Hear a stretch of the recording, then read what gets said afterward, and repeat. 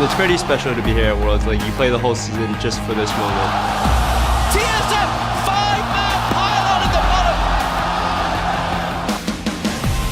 我是乐博，应该是没什么机会可以在世界舞台上面。Westall slipping and sliding through the entire dark passage front line. 압도적으로 이기고 싶어요, 첫 경기부터.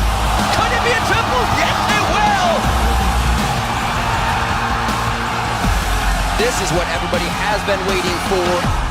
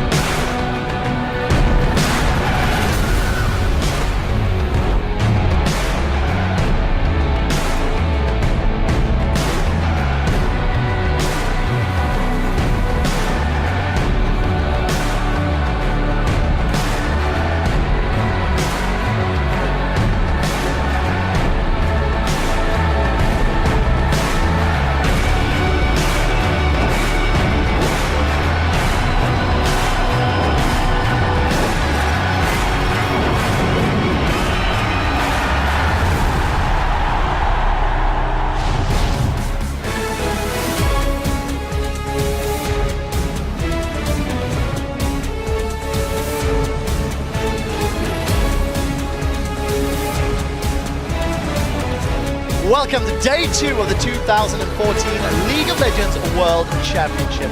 We've got a full day of action as 8 teams from around the world will continue to battle it out for a shot at the Summoners Cup. You are looking live at the National Taiwan University Sports Center just as the Taipei Assassins are actually walking themselves into the venue, getting themselves set up for the first game of the day. This is Gilius as well as Candy Panda in the SK ready room, getting themselves sorted for their match as well. My name is Trevor Quickshot Henry, and joining me to lend a League of Legends knowledge to our special Worlds Analyst Desk is, of course, Evil Genius's Mitch Crepo Forcepulse. Kicking it down the line, we welcome Complexity's Neil Prolly Hammond, formerly of the LCS. On-game net Costa, Christopher Monte Cristo Michaels. Formerly of the LCS. Well as David Freak Turley from the North American LCS. I'm still in it. Welcome to the desk, guys. All right, just from day one, we have a lot to discuss. We have seen 6 games under our belt. I want to ask everybody what your opinions are. I'm going to start with Prolly. You were watching from backstage. What was your takeaway from the games yesterday and the teams that you saw play? I thought kind of the biggest difference and most impressive thing was the non-Western teams' grouping phase. It was really nice that they're efficient with it. When you saw them at Dragon, they weren't just sitting there dancing for vision. They grouped for Dragon and they took it. They grouped for mid and they take mid. And I think that kind of decisive grouping was really important. Monte Cristo? I mean, for me, there weren't a whole lot of surprises. I came in expecting the Korean and Chinese teams to outclass everyone and make a deep tournament run. It's exactly what we saw. I'm still waiting for that upset, guys. I'm still waiting. Well, it might happen today. Yeah, I think it still has the chance of happening. What I really learned is that the teams were more mortal than I expected. I agree, Samsung White and the rest of the Korean teams likely are going to be heavy favorites throughout the rest of this tournament. But to kind of look at that Samsung White versus EDG game, White was up 8,000 gold 25 minutes in, and then it took them 43 minutes to win the game. And for 18 minutes, they just sat there not knowing how to close a game out anymore, and that's something you can't keep doing in a tournament of this caliber. Really? You weren't impressed by Split Push Zillion? I was super impressed. That's a CLG special. You must have talked about it. It's the back door. It's the back door, man. Oh, sorry. That's the CLG special. Well, let's roll this one along. Crepo, what's your thoughts on day one? I learned that I was wrong. I pitched TSM to win, and sadly they didn't. But yeah, it was a very close game. I think TSM could have won that if they just managed to stall out and just not die until Bjergsen got big enough to split push. But it went wrong. You know, top lane Dyrus got surprised by a really good gank from Insec, and then at the same time bottom lane, that trade was just beautifully exploited by Uzi. He just saw there was no bubble on Nam. He just immediately jumped him. Even his support was surprised, so he was chasing after him, trying to shield him. But he won that trade so hard, and then yeah, like both side lanes were losing. Like Amazing was pretty much playing Evelyn instead of Jarvan because he was completely invisible, and ooh, yeah. Harsh words. Right, we'll see if they can... They can win the next time, and I'm still rooting for them. We'll see if Apple Pie shines through. All right, yesterday featured some very incredible plays, but there was one hashtag world's big play to rule them all, and this one came from TPA's very bloody battle against Starhorn Royal Club, and it actually features Win's Lee Sin breezing his way to a triple kill. Thank you very much from at GGC Manisia. It says, it's got to be Win's triple kill against Royal. Win or lose, he went huge for the home crowd. Here's your number one big play. Is Insect going to be able to get away? There's the knockup. A shockwave over on the backside as Jay goes down as well. Korn now at less than half. Zero, Cola, both the less than half. The Q-Land, Wins goes through. I just really liked how incredible everything was. He landed every single Q as well. I actually wish that play were 10 seconds longer as well, because right before that, BB flashes a tidal wave perfectly to like single-handedly kill Uzi. Like the whole thing was amazing. And hashtag not world's big play was the Oriana ultimate, which we felt very strong about. It's really hard to avoid looking at that kind of thing. All right. Remember to send us your favorite plays using the hashtag world's big plays and sending them to us at LOL Esports.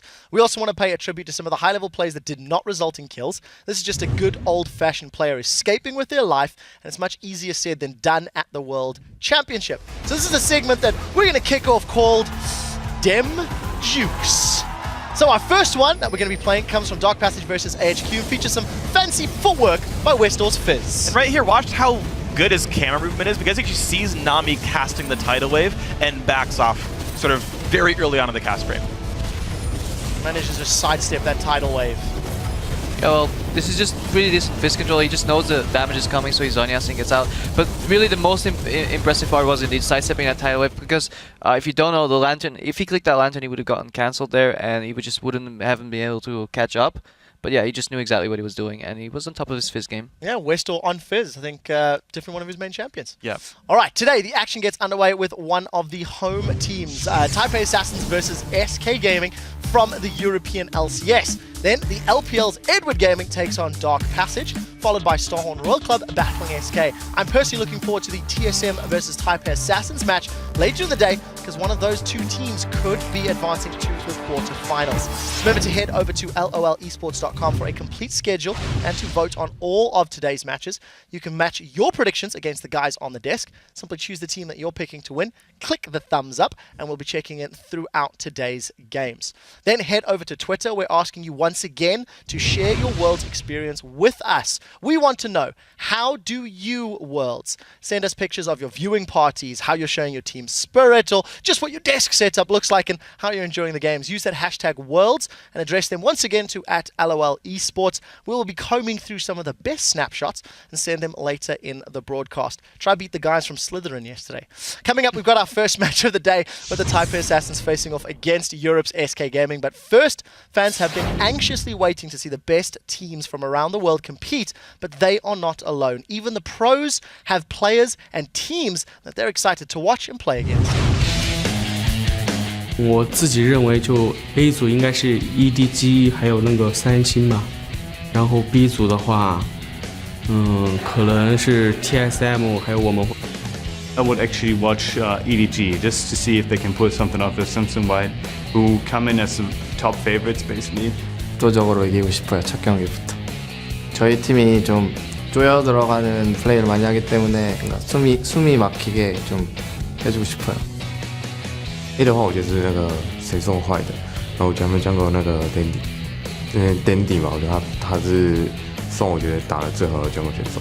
Haven't seen Nami play too much, but everyone just says that he could potentially be the best AD carry in the world, and he's the best AD carry in China. So really looking forward to see how well he'll do. TPA 的Wins吧，Wins就是个人比较喜欢的，这打的真的是，就我认为跟外国队是顶尖的一样。I think it's always hard to predict which team is going to do well, because everyone's always going to give even more at Worlds, and you know how much it means to them, so it's going to be on a different level.